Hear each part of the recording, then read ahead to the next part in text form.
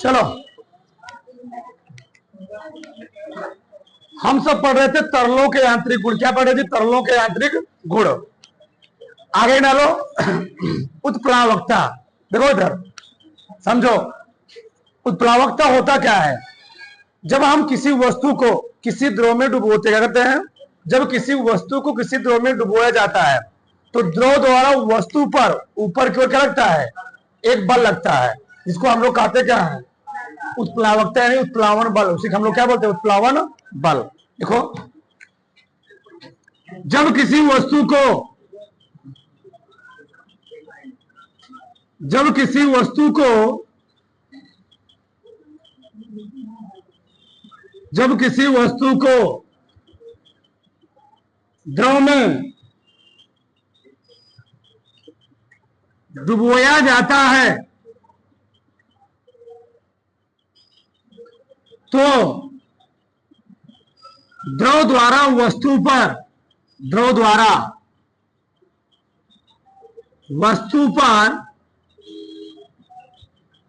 ऊपर की ओर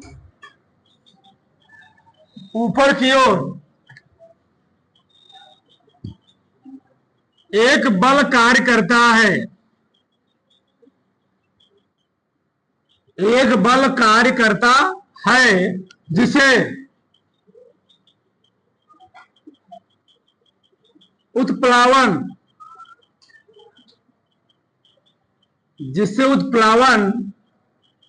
बल कहते हैं।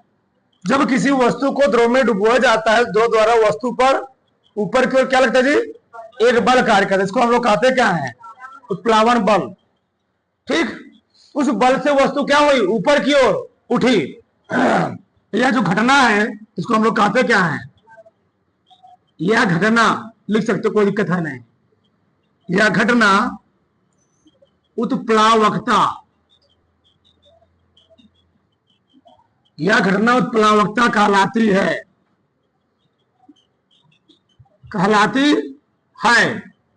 ठीक, तो यह है उत्प्लावन बल। मतलब जब किसी वस्तु को हम लोग क्या करते हैं? द्रव में डुबोते हैं तो द्रव क्या करता है? उस वस्तु पर ऊपर की ओर एक फोर्स अप्लाई करता है, जिसको हम लोग कहते हैं क्या? उत्प्लावन बल।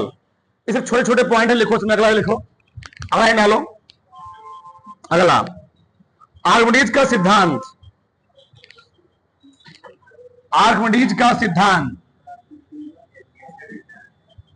आर्किमिडीज का सिद्धांत। ठीक, इसमें लिखो पहले इसका इंग्लिश। मिडीज प्रिंसिपल। Archimedes principal.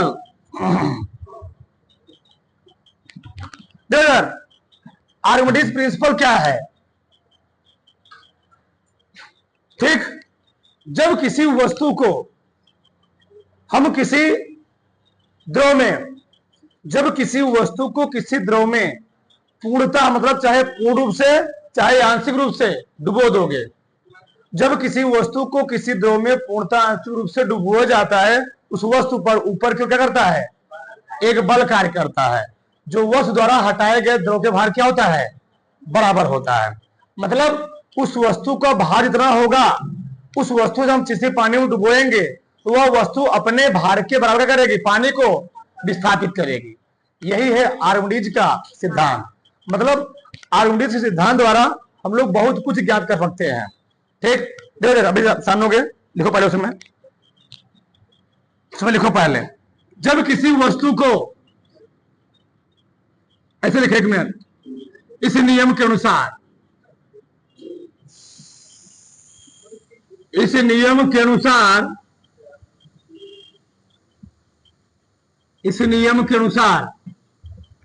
जब किसी वस्तु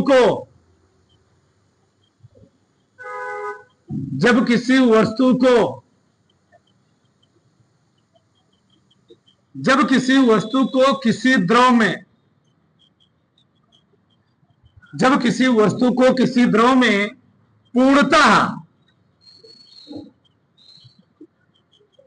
या आंशिक रूप से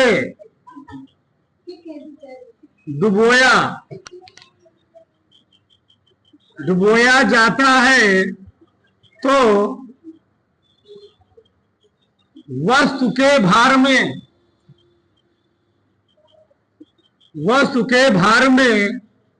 आभासी कमी आ जाती है। आभासी कमी आ जाती है।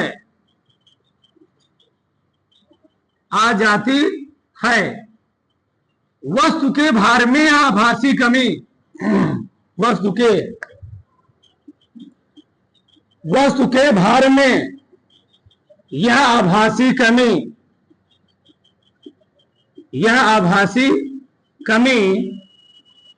वस्तु द्वारा हटाए गए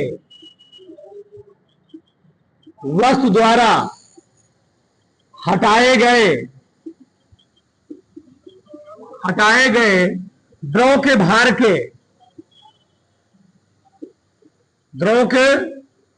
भार के क्या होता है, बराबर होता है। अभी यहां स्टार्ट कर पढ़ो, फिर आगे प्रूव करेंगे। आज हम थोड़ा इस चैप्टर से रिलेटेड जो कितने छोटी छोटी बातें पूरा पढ़ेंगे, ठीक। तो नियम क्या है, सिद्धांत क्या जी? इस नियम के अनुसार जब किसी वस्तु को किसी द्रव में पूर्णतः या आंशिक रूप से क्या किया जाता है, डुबोया जाता है, तो वस्तु के भार में क्या आती है, आभासी कमी आ जाती है। वस्तु के भार में या आभासी कमी वस्तु द्वारा हटाए गए द्रव भार क्या हो जी, बराबर होता है। ये बताओ, अगर किसी मान लो टब में पानी भरा है, उसमें तुम किसी चीज को डुबो दिए। अब ऐसा चीज नहीं कि लोहा डुबो दिए डूब जाएगा, ठीक। मतलब अंदर से खोखला हो, क्या हो, मान लो कोई कद्दू हो गया, ठीक, कद्दू हो गया, या तुम लोग जानते हो तरबूजा खरबूजा हो गया, उसको डुबोगे पानी में डूबेगा नहीं, डूबेगा, वो तैरता रहेगा। कुछ डूबा है, कुछ क्या करता रहेगा, तैरता रहेगा। अगर तुम उस चीज को तुम केयर करोगे ना, उसका पहले कितना भार था, जब पानी तुम डुबो दोगे तो क्या होगा, उसका भार क्या हो जाएगा, तुमको कम महसूस होगा। क्यों? वो जो पानी है उस वस्तु पर क्या कर रहा है, ऊपर की ओर एक बल लगा रहा है। तो उस बल को हम लोग कहते क्या है, उत्प्लावक बल। जो पानी ऊपर की ओर बल लगा उसको हम लोग क्या बोलेंगे, उत्प्लावक बल बोलेंगे। क्या बोलेंगे, उत्प्लावक बल। उत्प्लावक बल को हम लोग कहते हैं अपथ्रस्ट फोर्स भी कहते हैं, ध्यान रहे, अपथ्रस्ट फोर्स।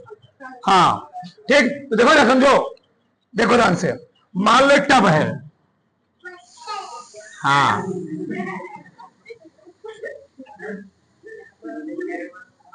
ठीक, इसमें पानी भरा गया है, इसमें पानी भरा गया है, ठीक। इसलिए मैंने मान लो कोई वस्तु क्या किया, डुबो दिया। चलो, कोई वस्तु क्या की थी मैंने, इसमें डुबो दिया। बताओ, जब डुबोगे, मान लो मैंने यहां पर, शांत रहो,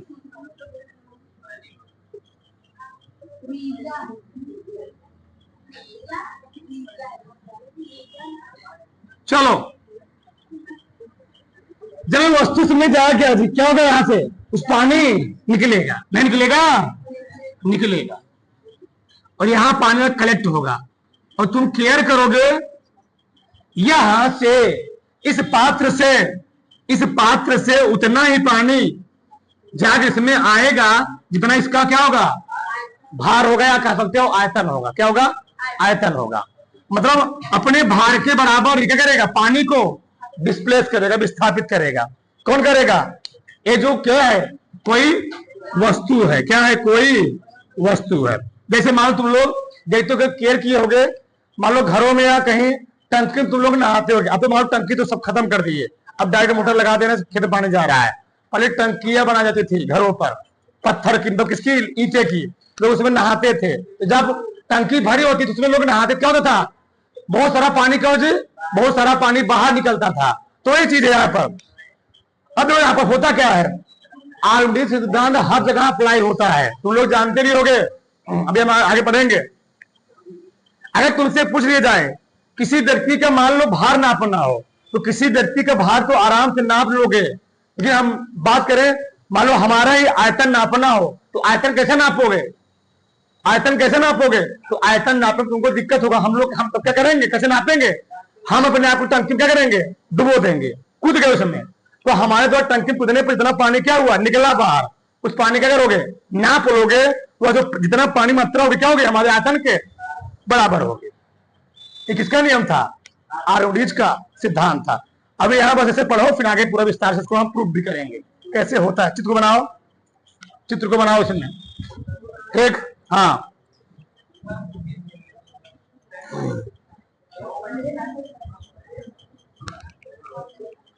जैसे लिखना, जैसे जैसे पानी पर तैरना, पानी पर तैरना, तैरना, जहाज का तैरना, तैरना, मछली का तैरना,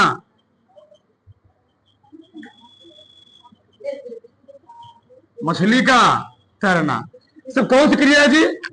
ये सब आर्किमिडीज सिद्धांत पर काम करती है। ध्यान रहे, देखो समझो, लिखो मत रहो, देखो कि तो हम लोग पानी में कैसे तैरते हैं, हम पानी में क्यों तैर पाते हैं? देखो तीन चीज से। अगर हमको पानी में तैरना है हम क्या करें, अपने आप क्या करें, बल लगा कर क्या करें, पानी को उतना ही क्या करें, विस्थापित करें। कितना? जितना हमारा भार है, हम अपने भार के बराबर पानी विस्थापित कर ले रहे हैं, तभी हम क्या हो पाएंगे, पानी में आगे बढ़ पाएंगे, नहीं क्यों जाएंगे, डूब जाएंगे। अब क्या समझे, इधर होता क्या है, जब हम लोग किसी तालाब में नदी में तैर रहे होते हैं, हम लोग करते क्या है, अगर तुम खड़े रहोगे तो डूब जाओगे। क्यों? अगर तुम खड़े रहोगे डूब जाओगे। मान तुमको तैरने नहीं आता, अगर तुम लेट गए तो बच सकते हो। क्यों? जब तुम खड़े थे तुम्हारे जो शरीर का कंटैक्ट था, तुम्हारे शरीर का जो कंटैक्ट था वह पानी के संपर्क में बहुत कम था, ठीक। लेकिन जब तुमने उस पर क्या किया, अपने पूरे शरीर को पानी के ऊपर फैला लिया, जो पानी हमारे जो शरीर का बॉडी कंटैक्ट आ गया, पानी के संपर्क में क्या हो गया, ज्यादा हो गया। मतलब हमारे शरीर का आयतन क्या हो गया, बढ़ गया। मतलब इस मार्कर को मैं पानी में डुबोऊंगा, मान लो किसी टब में, ये कुछ डूब जाएगा। कि जब इसी मार्कर को ऐसे डुबोगे ना तो नहीं डूबेगा। क्यों? तो ऐसे में डूबो रहा था, इसका आयतन क्या था, नीचे आयतन कम था, कुछ डूबेगा, कुछ डूब कितना ऊपर आएगा। कि ऐसे डूबोगे तो नहीं डूबेगा। बात समझ में आ रहा है? क्यों ऐसा होता, क्यों? इसे कभी कभी पूछ लिया जाता है कि एक लोहे कील पानी में डूब जाती है, परंतु उसी लोहे से बनी हुई जहाज क्यों पानी में नहीं डूबती। क्यों ऐसा क्यों होता है? क्योंकि लोहे की कील जो होती है उसका जो नीचे का आकार होता है, कैसा होता है, नुकीला होता है, वो अपने भार के बराबर पानी विस्थापित नहीं कर पाती। और जब अपने भार के बराबर कोई वस्तु पानी विस्थापित नहीं कर पाएगी, डिस्प्लेस नहीं कर पाएगी, तो ऑटोमेटिक उसको क्या है, डूबना ही है। लेकिन जो उसी लोहे जो जहाज बनी हुई है वो क्या करती है, उसका जो आकार है नीचे का ऐसे बनाया जाता है, उसका आयतन क्या हो जाता है, उसका आयतन बढ़ जाता है। आयतन बढ़ने से वो अपने भार को करती क्या है, पानी को डिस्प्लेस कर देती है और आराम से क्या होती, पानी में तैरती रहती है। अगर देखो जहाज हो गया, तो जहाज पानी में क्यों तैर रही है, वो अपने उसको ऐसे बनाया गया, मेंटेन बनाया गया है, उसका आयतन क्या हो गया, नीचे से बढ़ा दिया गया, ठीक। आयतन बढ़ गया तो ऑटोमेटिक क्या करेगी, वो तैरेगी। कई बार तुम लोग सुनते भी होगे, लोग कहते हैं, ये भी समझ लो, हम बात कर चुके हैं इसके बारे में। एक जिंदा आदमी, क्या एक जिंदा आदमी जब तक जिंदा होता है पानी में क्या होता है, डूब रहा होता है, लेकिन मरने के बाद क्या होता है, वो तैरता है। क्यों? रीजन क्या है, तो समझो होता क्या है हमारे साथ। जो हम जिंदा होते हैं, पानी का भी तुम पढ़ोगे, जो पानी का जो तुम लोग पढ़े भी हो, पानी का जो रो होता है, घनत्व होता है, वह कितना होता है, एक। कितना होता है जी, एक होता है। कितना होता है, पानी का घनत्व तो एक होता है। पानी का घनत्व कितना होता है, एक होता है। लेकिन जो हमारे शरीर का जो डेंसिटी होता है, हमारे शरीर का डेंसिटी होता है 1.1। ये हमारा शरीर है, क्या है, शरीर। मतलब किसी व्यक्ति के शरीर का जो डेंसिटी होता है तो क्या होता है, 1.1 होता है। और जिस चीज की डेंसिटी क्या होगा, ज्यादा होगा, वह हमेशा किसी दूसरे वस्तु में क्या होगी, डूबेगी। मान लो ऐसे कह सकते हो, जिस चीज का डेंसिटी कम होगा वह हमेशा किसी दूसरे वस्तु में क्या होगी, तैरेगी, ऐसे कह सकते हो। जैसे मान लो तुम लोग जानते होंगे, एयर की अपेक्षा, हवा की अपेक्षा हाइड्रोजन डेंसिटी क्या होती है, कम होती है। इसीलिए हम लोग जब किसी बैलून में क्या करते हैं, हाइड्रोजन गैस हीलियम गैस भर देते हैं, बैलून क्या होती है, उड़ जाती है। लेकिन क्या अपने साइकिल तुम लोग अपने टायर में क्या करते हो, हवा भरते हो, क्या साइकिल उड़ जाती है? नहीं उड़ती है। क्यों उड़ती नहीं है? भैया वो भी तो उड़ जाना चाहिए, क्योंकि उसका डेंसिटी क्या है, वायु से क्या है, ज्यादा है। लेकिन हाइड्रोजन का हीलियम की डेंसिटी क्या है, कम है, इसलिए क्या कर रहे होते हैं, उड़ रहे होते हैं। यही प्रक्रिया, मतलब ये चीज समझो, जिस चीज का डेंसिटी कम होगा वो तैरेगा, और जिसका डेंसिटी ज्यादा होगा क्या होगा, डूबेगा, डूबेगा। ठीक, आप बताओ, समझो ध्यान से। तो पानी डेंसिटी कितना है, पानी की डेंसिटी है 8 और हमारा डेंसिटी कितना है 1.1। तो किसका डेंसिटी ज्यादा है, पानी का? हमारा हमारा डेंसिटी क्या है, ज्यादा है। और कितना ज्यादा है, 0.1 पर। सोचो, बहुत कम। हमारा डेंसिटी 0.1 ज्यादा होने की वजह से हम, होता क्या है, जब जिंदा होते हैं हम क्या होते हैं, पानी में डूब जाते हैं। क्या होते हैं, डूब जाते हैं। मान लो हमको तैरने मरने आ रहा है, तैर मार ले रहे हैं, में बचे रहेंगे, तैरने तो जा रहा ही है, डूब गए तुम। लेकिन होता क्या है, जो हमारी बॉडी क्या होती है, मृत हो जाती है। जब बॉडी हमारी मृत हो, तुम लोग जानते हो, हम लोग वायुमंडल से क्या ले रहे हैं, हवा ले रहे हैं, ऑक्सीजन। हवा ले रहे हैं, ऑक्सीजन नहीं ले रहे हैं। कहीं कहना मत, हम लोग वायुमंडल से क्या लेते हैं, एयर लेते हैं, ऑक्सीजन नहीं लेते हैं। ये कहने सबसे बड़ी गलती है। ठीक, तो हम लोग जो एयर ले रहे हैं, उस एयर में क्या है, ऑक्सीजन भी है, कार्बन डाइऑक्साइड भी है, नाइट्रोजन भी है। जितनी हमारे वायुमंडल में क्या पाई है, गैसें पाई जाती हैं, सब है। तो हम लोग नाइट्रोजन लिए 78%, पूरा छोड़ दिए। नाइट्रोजन वायुमंडल में कितना होता है, 78%। तो हम लोग पूरा लेते हैं, लेकिन फेफड़ा उसको करता क्या, फिल्टर करता है। तो नाइट्रोजन लिए 78%, पूरा क्या किया, छोड़ दिया। ऑक्सीजन लेता है 21%, लेकिन उस ऑक्सीजन को वायुमंडल से फेफड़ा कितना लेता है, 21%। और कितना छोड़ता है, 17%। कितना छोड़ता है, 4% रोक लेता है। कार्बन डाइऑक्साइड लेता है 0.002% और छोड़ता कितना है, 4%। ठीक, तो हमारे साथ प्रक्रिया हो रही होती है, अरे हमेशा हो रही है। हम बोल रहे हैं, चल रहे हैं, खा रहे हैं, कुछ भी कर रहे हैं, हमारे शरीर से अमोनिया गैस, ठीक, ऑक्सीजन गैस, अनेक प्रकार गैसें क्या हो रही है, निकल रही है।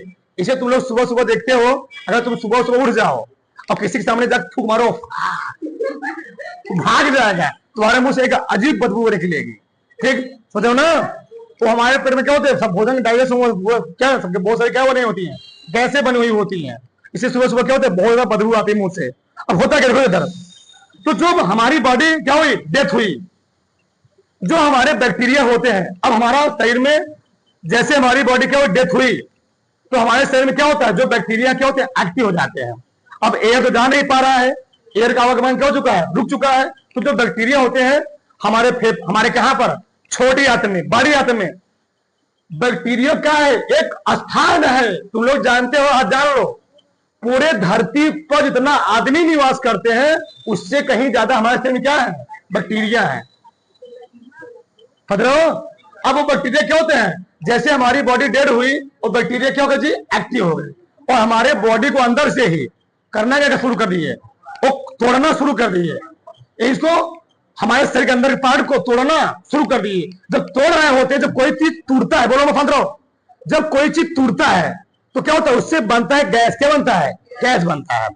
जब दूध से दही बन रहा होता है, तुम लोग केयर करोगे, उसमें छोटे छोटे बुलबुले निकल रहे होते हैं, वहां गैस निकल रही होती है, तो निकल जाती है कि हमारे पेट से, अब जब हम मर चुके हैं तो हमारे पेट से गैसों का आवागमन क्या हो चुका है, अब आवागमन रुक चुका है। तो जो गैस बनेगी वो कहां रहेगी, पेटों में रहेगी।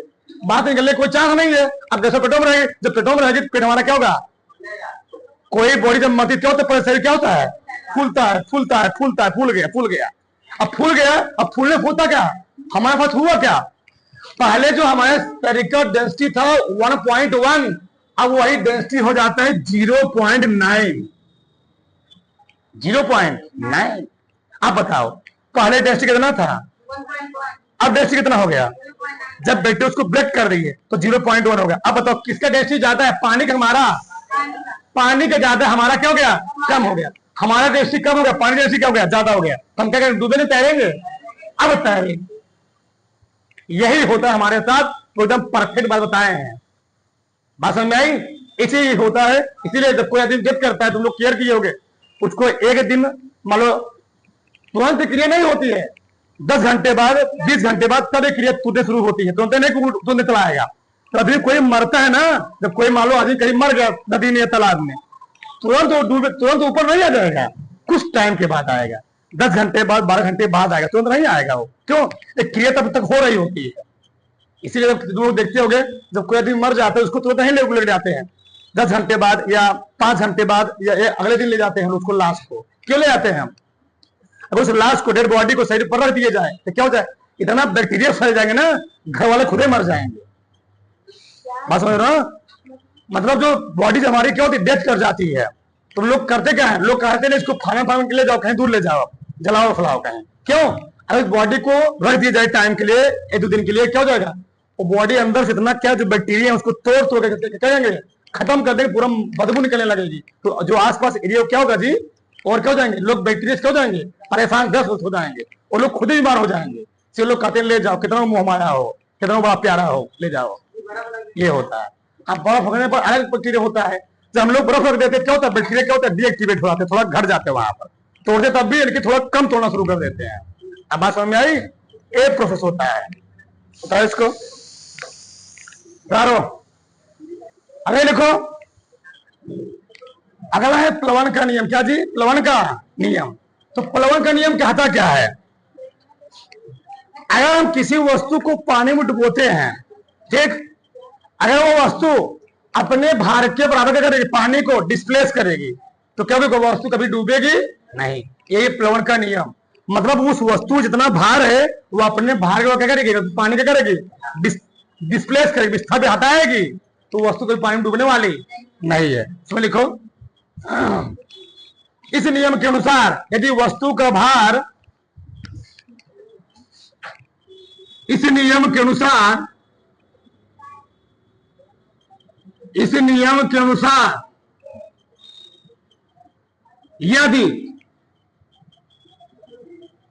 किसी वस्तु का भार, किसी वस्तु का भार उसके द्वारा हटाए गए, उसके द्वारा हटाए गए द्रव के भार के बराबर होता है, तो वह वस्तु, वह वस्तु द्रव की सतह पर, द्रव की सतह पर, द्रव की सतह पर तैरती रहती है, तैरती रहती है। बात समझ में आएगी? हाँ। इस नियम के अनुसार किसी वस्तु का भार क्या है, उसके द्वारा हटाए गए द्रव का भार क्या होता है, बराबर होता है, तो वस्तु डूबेगी नहीं। मतलब उस वस्तु जितना भार है वो अपने भार को क्या करेगी, पानी को विस्थापित कर रही है, तो वस्तु क्या रहेगी, द्रव की करती रहेगी, तैरती रहेगी। आगे डालो, तो छोटे छोटे पॉइंट है, लिख लो। आगे लिखो, लिखो जो में पृष्ठ तनाव, सरफेस टेंशन। हाँ, पृष्ठ तनाव आगे पूरा विस्तार से पढ़ाएंगे, विस्तार कर लिख लो ऐसे। सरफेस टेंशन, पृष्ठ तनाव, सरफेस टेंशन। तो भाषा लिखो, द्रव के स्वतंत्र पृष्ठ में कम से कम, सरफेस टेंशन। तो लिखो, द्रव के स्वतंत्र पृष्ठ में, द्रव के स्वतंत्र पृष्ठ में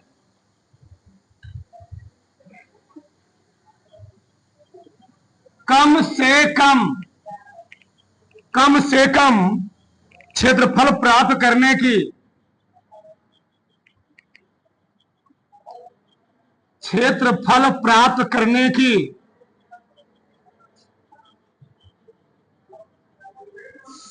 करने की प्रवृत्ति होती है, जिससे कम उसका पृष्ठ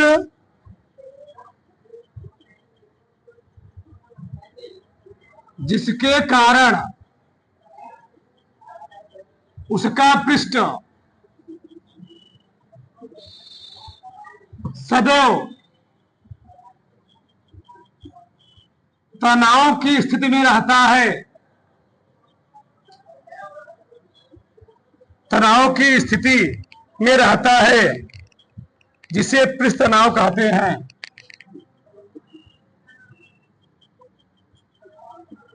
जिसे पृष्ठ तनाव कहते हैं।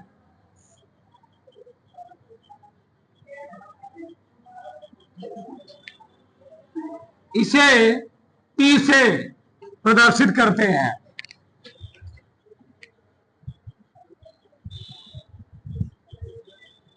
प्रदर्शित करते हैं।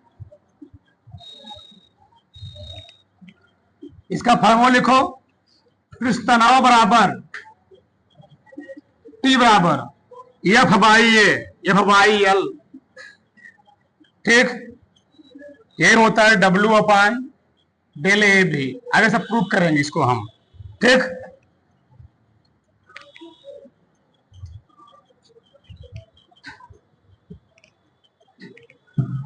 देखो होता क्या है पृष्ठ तनाव सरफेस टेंशन होता क्या है। द्रव के स्वतंत्र पृष्ठ पर, द्रव के स्वतंत्र पृष्ठ में कम से कम क्यों जी क्षेत्रफल प्राप्त करने की प्रवृत्ति होती है।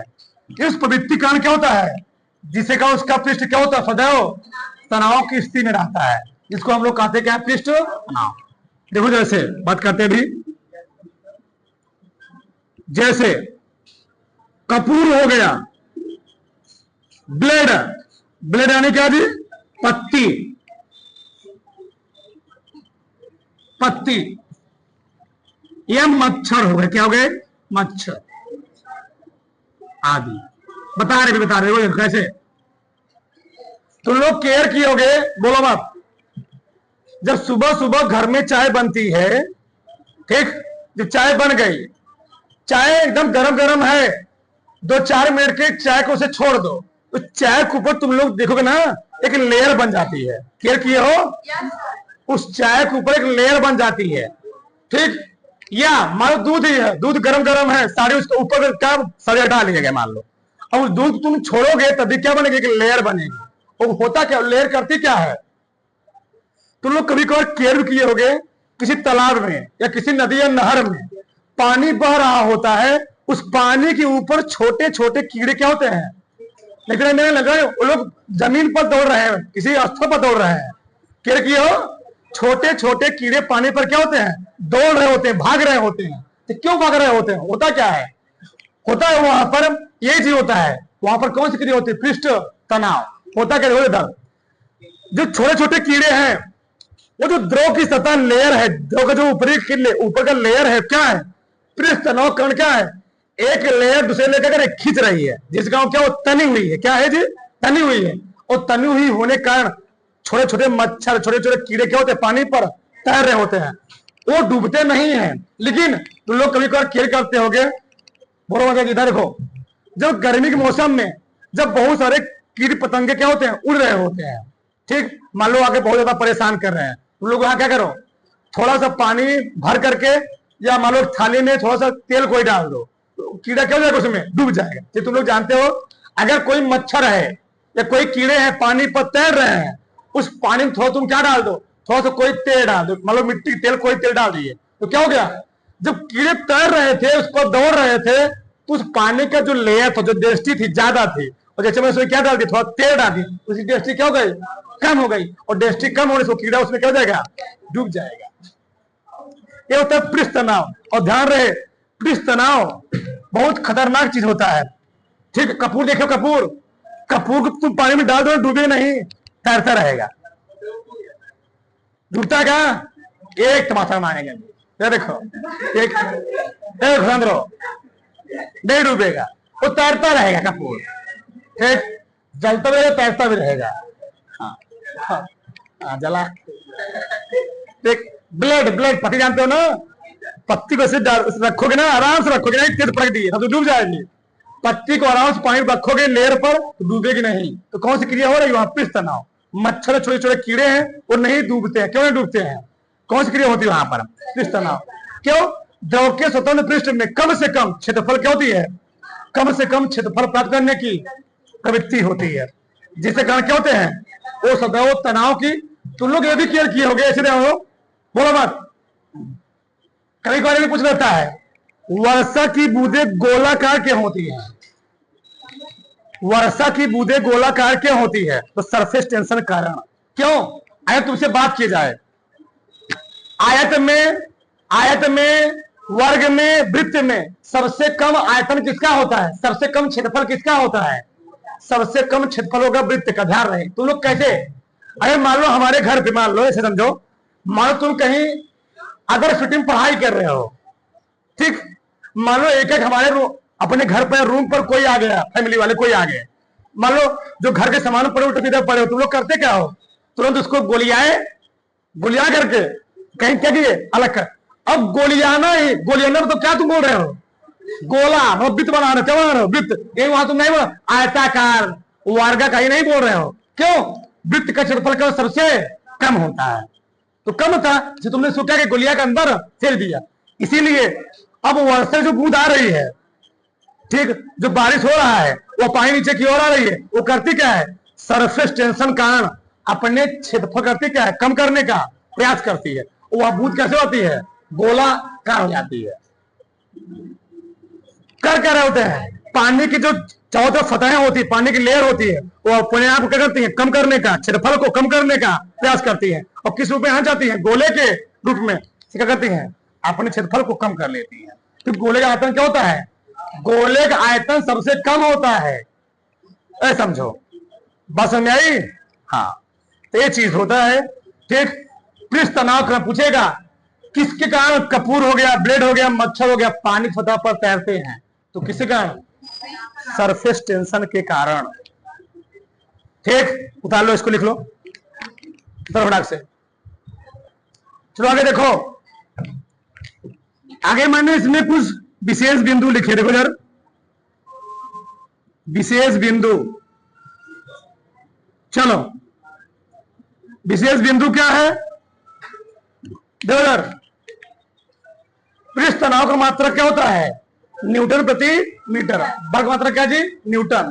लंबाई की मात्रा ये जूल प्रति मीटर स्क्वायर। आगे से प्रूव किया जाएगा, पैसा मत होना। तो पृष्ठ तनाव की मात्रा क्या होता है? न्यूटन प्रति मीटर या जूल प्रति मीटर स्क्वायर होता है। आगे, द्रव का ताप बढ़ने पर पृष्ठ तनाव क्या होता है? कम हो जाता है। द्रव का ताप बढ़ाओगे, पृष्ठ तनाव कम होगा, और क्रांतिक ताप पर क्या हो जाता है? शून्य आता है। ये प्रश्न पूछा गया है, ध्यान रहे। अगर किसी द्रव का तापमान बढ़ाते हैं तो पृष्ठ तनाव क्या होता है? कम होता है। अच्छा, द्रव का ताप बढ़ाने से इसका मतलब क्या है? ताप कम करने पर पृष्ठ तनाव क्या होता है? ठीक, और ताप बढ़ाने पर, द्रव का ताप बढ़ाने पर क्या होती है? ताप अधिक करने पर पृष्ठ तनाव क्या होता है? घट जाता है। मतलब अगर किसी द्रव का हम ताप बढ़ाएंगे तो पृष्ठ तनाव क्या होगा? घटेगा। और जब पृष्ठ तनाव घटने का मतलब क्या है? यानी द्रव पतला होकर क्या हो जाएगा? फैल जाएगा। मतलब अपने ऐसे समझो, इसका बड़ा लॉजिक उपयोग भी है पृष्ठ तनाव का। लोग अब बताते भी, देखो समझो होता क्या है। ताप अधिक करने से पृष्ठ तनाव कम होता है, अर्थात द्रव पतला होकर क्या होता है? फैल जाता है। कैसे? समझो ध्यान से। हम लोग जितना हमको गर्म भोजन अच्छा लगता है उतना क्या ठंडा भोजन अच्छा लगता है? क्यों? रीजन क्या है? घर में लोग सोचते हैं रोटी पके, उधर रोटी तवा पके, हमको तो रोटी मिल जाए, खाना अधिक गर्म हो तुरंत हमको मिल जाए। वही खाना शाम, बोलो मत, बोलो समझो, शाम को खाना रखा गया हो और सुबह वही खाना खाओ, तुमको तो टेस्टी नहीं लगेगा। क्यों? रीजन जानो। सब वहां पर कौन क्रिया हो रही है? Surface tension. क्या हो जाएगा जी? कैसे? देखो जरा, जब वो खाना गर्म था, रोटी गर्म थी, सब्जी गर्म थी, जब सब्जी गर्म थी तुमने उसको खाना भोजन खाया, जैसे भोजन मुंह में गया तो क्या हो गया? ताप अधिक है, और ताप अधिक होने से पृष्ठ तनाव क्या हो गया? कम हो गया। पृष्ठ तनाव कम होने का मतलब क्या है? पृष्ठ तनाव कम होने मतलब एक हुआ तुम्हारे जीभ के प्रत्येक भाग पर क्या हो गया? फैल गया। तुम्हारे जीभ के प्रत्येक भाग पर क्या हो गया? फैल गया। और स्वाद कणिकाएं हर चीज क्या ली? स्वाद ली, तुमको वहां पर क्या मिला? अच्छा स्वाद मिला, टेस्टी लगा। लेकिन वहीं पर जब भोजन क्या हुआ, ठंडा हो गया, यानी ताप कम करने पर भोजन हो चुका ठंडा, और जब भोजन ठंडा हो चुका है जब उसका क्या हो चुका जी, पृष्ठ तनाव बढ़ गया है। पृष्ठ तनाव बढ़ने मतलब ये है जो भोजन अभी गर्म था तो पतला हो गया था, पतला था, तुम्हारे जीभ के प्रत्येक भाग पर पहुंच जा रहा था। जब भोजन क्या हो चुका, ठंडा हो गया, तो ठंडा होने से क्या हो गया, वह भोजन के प्रत्येक कण क्या है, अणु जो है क्या हो चुके हैं, सिकुड़ गए, चिपक गए, और चिपकने से हुआ क्या, जब तुम उसको खाओगे पता लगे जीभ के है ही पार्ट पर गया है या गया ही नहीं, है या गया ही नहीं, तो बस यही स्वाद मिला है या नहीं मिला, इसलिए क्या होता है वो तुमको टेस्टी नहीं लगता है। अब बात में इसे तुम लोग केयर करते होगे, जब हम लोग अपने घरों में गाय भैंस को सोचो, उनको गर्म भोजन कोई नहीं देता है, शाम को जो भोजन बच गया, दाल चावल भात रोटी जो बचा था, चलो ठीक, दाल बच गया, भात बच गया, चावल बच गया, रोटी बच गया, ठीक, बोलो खाते रहो, कोई चावल भात तो हम समझ देखो सब बच गया। सुबह क्या बेचारे सोचो, इतना सीधी मूक पशु बेचारों को सुबह क्या किए, ले जाकर हौदम के नाद में डाल दिए। अब कैसे खाते हैं, नाद, उसको हौदा बोलते हैं, अब करते क्या, नाद में डाल दिए, तो गैया ऐसे नहीं खाएगी, भैंसी से नहीं खाएगी, आराम से नहीं खाएगी, वो खाती क्या, हमर खाती है, कैसे हमर खाती, क्यों, वो सोचती है कि आराम से खाएंगे तो टेस्टी चीज हमारे जीभ के प्रत्येक पार्ट पर नहीं पहुंचे, हमर खाती है, पूरा घुमा पूरा लेती है, तब वहां से टेस्टी मिलता है उसको, तब उसको क्या टेस्ट मिलता है। अब बस ना वहां पर कौन क्रिया हो रही है, पृष्ठ तनाव। तुम भी कोई चीज को हमर खाओगे, कितने हमर खाना, ठीक, तो वहां पर टेस्ट क्या मिलेगा, ज्यादा मिलेगा।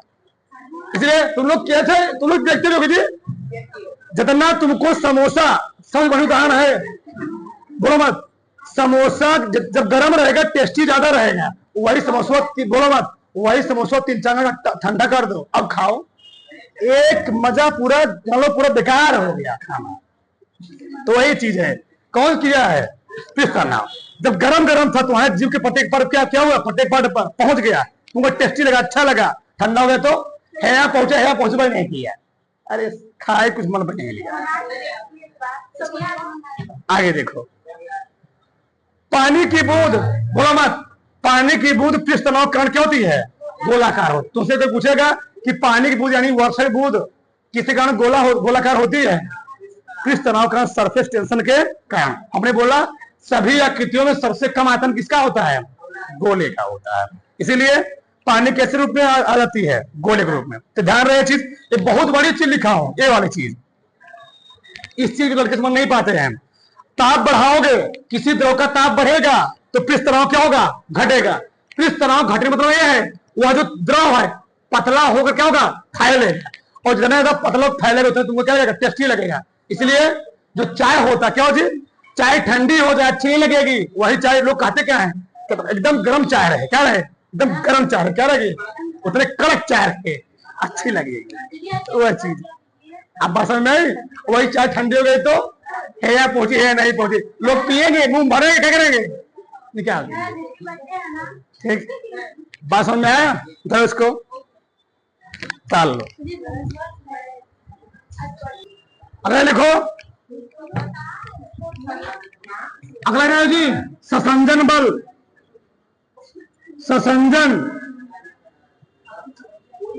ससंजन बल, cohesive force, cohesive force, cohesive force, समझो, एक होता है ससंजन बल, एक होता है असंजन बल, एक होता है कोहेसिव फोर्स, एक होता है एडहेसिव फोर्स। अगर समझो पहले कोहेसिव फोर्स क्या होता है, इसमें समझो, इन दोनों फोर्सों का बहुत ज्यादा रोल है, ठीक,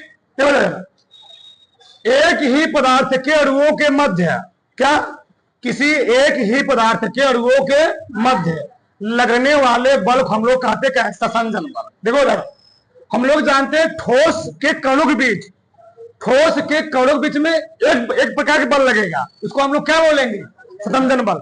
द्रव के अणु के बीच में एक ही प्रकार का बल लगेगा, उसको हम लोग क्या बोलेंगे, असंजन बल। गैस के अणु के बीच में एक ही प्रकार का बल लगेगा, उसको हम लोग क्या बोलेंगे, ससंजन बल। लेकिन जब अलग अलग दो भिन्न प्रकार के अणुओं के बीच, दो भिन्न प्रकार के पदार्थों के बीच लगने वाले बल को हम लोग कहते क्या है, आसंजन बल। आसंजन बल का बहुत बड़ा मत ससंजन बल का उपयोग तो कम है, फिर आसंजन बल का उपयोग तुमको हर जगह मिल जाएगा। देखो कैसे, बोलो मुफादो जी, देखो इधर। अगर हम मार्कर से बोर्ड पर लिख पा रहे हैं तो मार्कर और बोर्ड के बीच में कौन बल काम कर रहा है? आसंजन बल। मार्कर अलग पदार्थ है, बोर्ड क्या है? अलग पदार्थ है। तो मार्कर और बोर्ड के बीच में कौन सा बल लग रहा है? तुमसे कोई पूछेगा कि बोर्ड पर, बोलो बोर्ड पर हम मार्कर से क्यों लिख पा रहे हैं? क्योंकि बोर्ड और मार्कर के बीच में कौन बल लग रहा है? आसंजन बल। हम पन्ने पर पेन से क्यों लिख पा रहे हैं? क्योंकि पेन और पन्ने के बीच में कौन बल लग रहा है? आसंजन बल। आए समझो, ठीक। मान लो आंखों में लोग लगा रहे हैं काजल, क्या लगा रहे हैं? काजल, कजरौटा, ठीक। आंखों में मान लो कजरौटा लग रहा है, तो वहां पर कौन बल होता है? आसंजन बल। अब अगला भी होता है, ठीक। ओठों पर लाली, ओठों पर लाली जो लग रही है वो भी कौन बल होता है? आसंजन बल, ठीक। तो ओठों पर जो लाली लग रही है वो चिपकता क्यों है? आसंजन बल के कारण ही, ठीक। तो वही चीज है लेखमा, ठीक। लेखमी छोटा वहां घरफा बल नहीं कर रहा, एक आसंजन बल है। लिखो इसमें, लिखो किसी एक ही पदार्थ के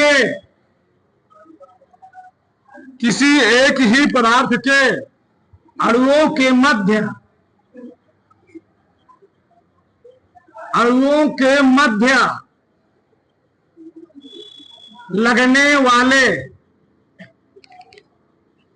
लगने वाले बल को ससंजन बल कहते हैं। ससंजन बल कहते हैं। तो किसी एक ही पदार्थ के अणुओं के मध्य लगने वाले बल हम लोग क्या बोलते जी? ससंजन बल। ठीक। जैसे ठोस के अणुओं के मध्य, देखो इसमें ठोस के अणुओं के मध्य, ठोस के अणुओं के मध्य, द्रव के अणुओं के मध्य, मतलब एक ही पदार्थ रहे उसके बीच बल लगे, ससंजन बल। द्रव के अणुओं के मध्य, गैस के अणुओं के मध्य, गैस के अणुओं के मध्य, अणुओं के मध्य, बताओ इन सभी बीच में कौन बल लगेगा जी? ससंजन बल। देखो इधर, अगर ठोस है, थोड़ा एक चीज उदाहरण देखते भी है। देखो इधर, चलो मान लो ये कोई पत्थर है, पत्थर। तो तुमसे कोई पूछेगा पत्थर का आकार और आधार निश्चित क्यों होता है? तो ठोस के अणु बीच में क्या लग रहा होता है? ससंजन बल। और एक जो ससंजन बल होते हैं, कोर्सिव फोर्स होते हैं, एक दूसरे क्या होते हैं? चिपके हुए होते हैं। और मानो बहुत सारा कणों से बना हुआ है, बहुत सारे क्या जी है? बहुत सारे कणों से मिलकर के बना हुआ है। तो एक कण से क्या है बताओ? तो बताओ कण, ये बताओ तुम लोग, कण अलग अलग भिन्न प्रकार का है। अरे भाई लकड़ी काटोगे तो जो लकड़ी की मुरादा निकलेंगे, जो कहते हैं ना मुरादा, ठीक, तो निकलेगा वो अलग अलग होगा, देखिए होगा। जब एक कण है, ये लकड़ी का मुरादा है, तो इनके बीच में जो बल लग रहा है वो कौन बल लग रहा है? इसी हम लोग कहते हैं क्या? ठीक, अंतराणविक आकर्षण बल भी कहते हैं। ठीक। तो देखो यार, ससंजन बल जब एक ही पदार्थ के अणु बीच में, एक ही पदार्थ, मान लो हमने लिया ठोस, तो ठोस के अणु बीच में, हमने लिया द्रव, तो द्रव के अणु बीच में बल लगे, उसको हम लोग क्या बोलेंगे? ससंजन बल। जो मैं बोल रहा हूं समझ पा रहा हूं ना? एक ही पदार्थ के अणुओं के बीच, तो पदार्थ कौन है? पत्थर। इसमें जो कौन लगा? कण है ना? तो कणों के बीच में जो बल लगा उसे क्या बोलोगे? ससंजन बल बोलोगे। बात समझ में आई? तो पत्थर हो गया, लकड़ी हो गई, ठीक। आगे अब बताओ, कभी कभी घबरा जाता हो, ठीक। ठोस में ज्यादा ससंजन बल हो, गैस में? ठोस में ससंजन बल का मान द्रव से और गैस से क्योंकि सबसे ज्यादा होगा, और सबसे कम किसमें होगा? गैस में। ससंजन बल का मान गैस में क्योंकि सबसे कम होगा, इसलिए क्या होते हैं? दूर दूर होते हैं। बनाओ इसको बराबर से। अगर लिखो आसंजन बल, आसंजन बल, adhesive force, adhesive force, adhesive force. इसमें लिखो किसी भिन्न भिन्न प्रकार के, किसी भिन्न भिन्न प्रकार के अणुओं के मध्य, अणुओं के मध्य लगने वाले बल को आसंजन बल,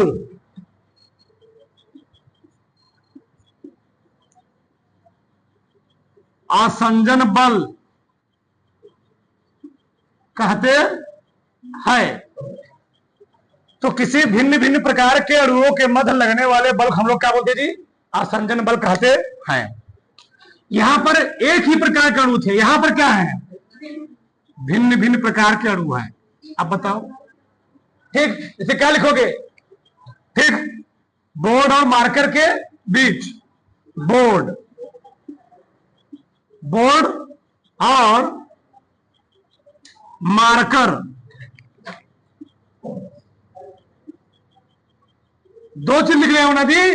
इसमें क्या लिख रहे हो तुम? केवल ठोक लिख रहे थे, यहां क्या लिख रहे हो? बोर्ड और मार्कर, बोर्ड और मार्कर के मध्य, ठीक, पन्ने और किसके मध्य? पेन के मध्य। अब क्या लिखोगे इसमें? आंख और काजल के मध्य, ओठ और लाली के मध्य, ठीक, लिख भी सकते, कोई दिक्कत नहीं है, पढ़ रहे जानकारी होना चाहिए। का लिख लो काजल। अब काजल किसी लड़की का तो दिक्कत हो जाएगा ना, ठीक। तो बोर्ड और मार्कर के मध्य हो गया, पन्ने और पेन के मध्य कौन बल काम किया? आसंजन बल, ठीक। ये बात ध्यान रहे, चलो ना। अब तुम लोग देखते हो जो हाथों पर क्या लगा रही हैं लड़कियां? मेहंदी। वो भी वहां पर कौन चीज है? आसंजन बल कारण मेहंदी चढ़ती है। आसंजन बल लेकर आ जान लो, मेहंदी। मेहंदी बहुत चढ़ गया तो भगवान जाने क्या होता है। आगे देखो, आगे लिखो केशिकात्व, केशिकात्व, कैपिलरिटी, कैपिलरिटी, केशिकात्व। उधर केशिकात्व होता क्या है? अभी हम शॉर्टकट सीख रहे हैं, पूरा इसको प्रूव करेंगे आगे, ध्यान रहे चीज। देखो समझो, केशिकात्व होता क्या है? किसी केश नली में, किसी केश नली में द्रव के ऊपर चढ़ने या नीचे उतरने घटना हम लोग कहते क्या है? केशिकात्व। लिखो, किसी केश नली में, बोलो में फंस रहा,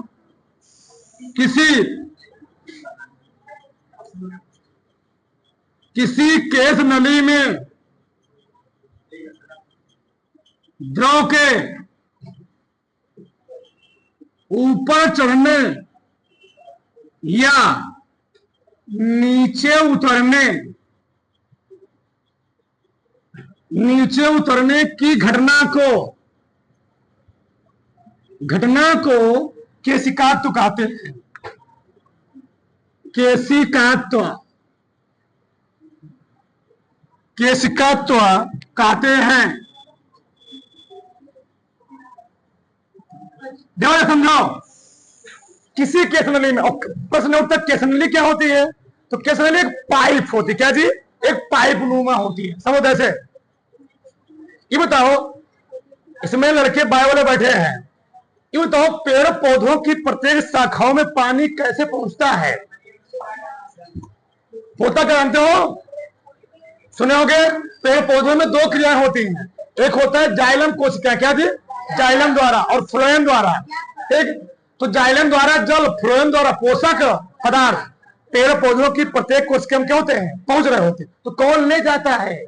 क्या होता क्या है, जो जड़ के ब्रांच है, जो पेड़ के क्या है ब्रांच है, शाखाएं, उसकी जो क्या है जो जड़ है, वो जड़ करती क्या है, वो जड़ नीचे से पानी को सोख करके, उसमें क्या होता है छोटे छोटे कैपिलरिटी होती है, छिद्र होते हैं, उस छिद्र के माध्यम से क्या होता है पानी क्या होता है ऊपर चढ़ जाता है। अरे धर्म जाए तो लोग लालटेन या तो लालटेन या दिया, अब तो हर घर में लग गया, बत्ती लग गया है। पहले लोग जब लालटेन जलाते थे, अब तो मानो सब खत्म हो गया, मिट्टी तेल बंद हो गया। ठीक, जब लालटेन जलता था तो लालटेन में जो ऊपर कैसे जल रहा था, उसमें हम लोग करते क्या, नीचे एक बाती डालते थे, और बाती किसमें डूबी होती थी, बाती जो होती थी तेल में डूबी होती थी, और जब वो जलती थी ना, वो करती क्या थी, तेल को सोखती रहती थी। क्या हम लोग वहां उसको तेल देते थे क्या? नहीं, वो नीचे से तेल को औषधि कर लेती थी, और क्या होती थी, हमेशा जलती रहती थी। तो कौन क्रिया हो रही है वहां पर, केशिकात्व। तो लालटेन का जलना या पेड़ पौधों की प्रत्येक शाखा में पानी का पहुंचना, यह बोलो मत। सबसे बढ़िया उदाहरण तुम लोग अपने घरों देखते होगे, जो किसान लोग होते तुम लोग केयर करते होगे, जो किसान लोग होते जब बरसात होती है तो अपने खेतों का करते हैं, जुताई कर देते हैं ना जी। होते क्या क्यों करते हैं, क्योंकि जब खेतों के बाद जुताई हो जाती है, जो मिट्टी है, मिट्टी मान लो खेत की जुताई नहीं हुई है, जो होता क्या है उसमें छोटे छोटे क्या बन जाएंगे, छिद्र बन जाएंगे, और नीचे जो पानी की नमी होगी क्या होगी, उस खेत की जो नमी क्या हो गई, खत्म होने लगेगी। लेकिन जब क्या की इस पर कल्टीवेटर हरो चला दिया गया, जो एक बन रही है, छिद्र बन रही है, जो लेयर बन रही है, कौन सी लेयर बन रही है, जैसे क्या की क्रिया होने वाली है, ये क्या होती है, सब ब्रेक हो जाती है, सब ब्रेक हो गई, तो जो नमी क्या होती है वह वहीं पर क्या होती है, बनी रहती है। जैसे तुम लोग देखते होगे जो किसान अपने खेतों का करता है, ज्यादा कल्टीवेटर हरो से करता है, उसको हमेशा चलवाता रहता है, क्या होता है उसकी खेत नमी क्या होती है, हमेशा बरकरार आती है। तुम्हारे ग्राउंड में जाता है, जहां तुम दौड़ते, जहां तुम खेलते हो, वहां पर क्या होता है, कई सालों से क्या होता है, मिट्टी खोदी नहीं जाती, तो वहां पर क्या होता है, वो भूमि क्या बन जाती है, बंजर बन जाती है। वहां पर तुम कुछ बोगे क्या पैदावार होगा, नहीं होगा। क्यों? उसकी पूरी नमी क्या हो चुकी है, पूरा नीचे जितना पोषक तत्व है सब क्या हो चुके हैं, खत्म हो चुके हैं। इसलिए जितना किसान अपने खेतों का करता है, कल्टीवेटर हल चलवाता है, उसकी खेत नमी क्या होती है, उसकी मिट्टी को उर्वरा शक्ति उतना क्या होती है, अच्छी रहती है, बनी रहती है। तो सब कौन क्रिया है, देखो तुम्हें, देखो तुम्हें लालटेन की बत्ती में तेल का चढ़ाना, जैसे लालटेन की, बोलो मत, बत्ती में तेल का चढ़ना।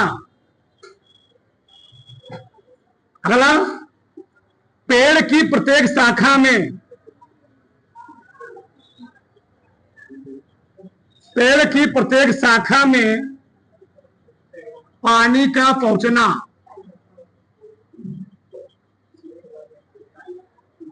पानी का पहुंचना, ठीक, बजना बहुत है, इसको लिख लो, फिर एक चीज लिख लो, फिर आगे आपको पढ़ाएंगे।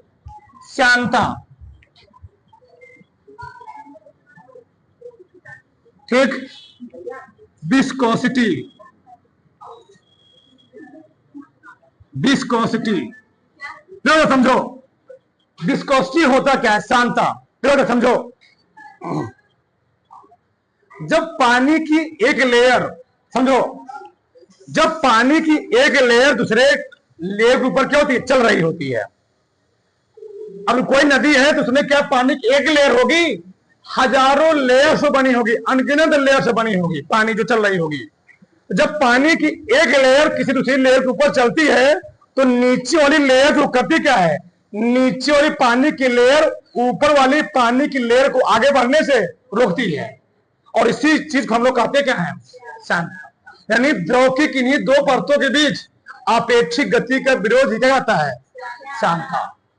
तरल की किन्हीं दो परतों के बीच उनकी आपेक्षिक गति का विरोध ही कहलाता है, शांता। इसीलिए तुम लोग जानते हुए ध्यान देना, पानी का जो वेलोसिटी होता है, तुम किसी समुद्र में ऊपर रहोगे, नदी में मान लो, नदी में ऊपर रहोगे, पानी की स्पीड क्या रहेगा, तेज रहेगा, लेकिन जितना तुम नीचे जाओगे उसका स्पीड क्या हो जाएगा, कम हो जाएगा। अब बात समझ आई? तो ऐसे होता है, आगे जानोगे। तो लिखो समय, भाषा लिखो। तरल का वह गुण जिसे कारण उसकी, तरल का वह गुण, तरल का वह गुण, तरल का वह गुण जिसके कारण, जिसके कारण उसकी विभिन्न परतों के बीच, विभिन्न परतों के बीच आपेक्षिक गति का विरोध होता है। आपेक्षिक गति का विरोध, आपेक्षिक गति का विरोध होता है, श्यानता कहलाता है।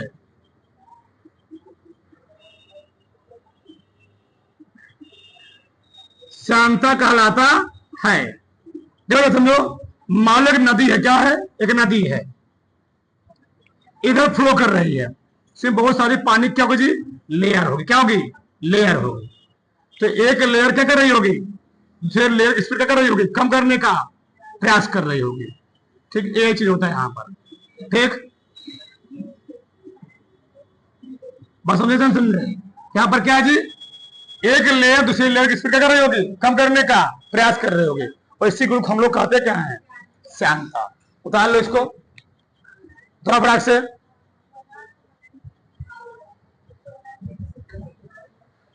ठीक, तो बताओ यहां पर ससंजन बल काम करेगा, संजन बल, ससंजन बल एक ही प्रकार का कण है, ससंजन बल, ससंजन बल।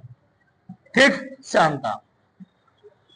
तरल का हुआ कुछ जिसे कहा क्या होता है, उसकी विभिन्न परतों के बीच क्या होता है, अपेक्षिक गति का विरोध होता है, उसको हम लोग कहते क्या है, श्यानता। ये बताओ, जितना तेज से हम पानी में दौड़ सकते उतना तेज, जितना तेज हम हवा में दौड़ सकते उतना पानी में दौड़ पाएंगे नहीं।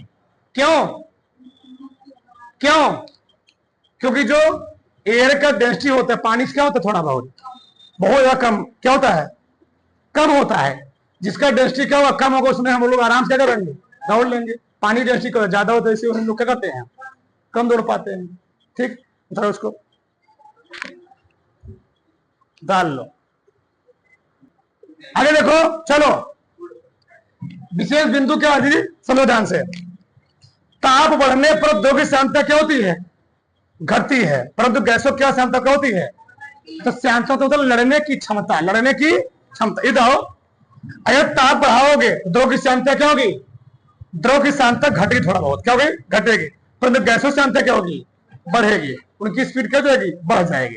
ठीक है, पूछा गया है श्यान बल का फार्मूला होता क्या जी, यह बराबर ईटा इंटू ए, क्या है, ईटा है, क्या है, ईटा, ईटा इंटू ए इंटू डीबी अपान डीएक्स, डीबी अपान डीएक्स। आगे कभी कभार तुमसे पूछ भी लिया आता है कि श्यानता गुणांक का मात्रा क्या होता है, श्यानता गुणांक है ईटा, क्या है, श्यानता गुणांक। श्यानता को, श्यानता गुणांक द्वारा क्या कहता है, मापा जाता है, और इसका मात्रा क्या होता है, डेका पॉइंट या पॉइजली होता है। तो श्यानता हम लोग किससे मापते हैं, श्यानता गुणांक, इसका मात्रा क्या हो जी, डेका पॉइंट क्या होता है, पॉइजली होता है। यहां तक किसी कोई डाउट, ये सब चीजें हम पूरा विस्तार से पढ़ेंगे, ठीक ना। ठीक, उतार लो।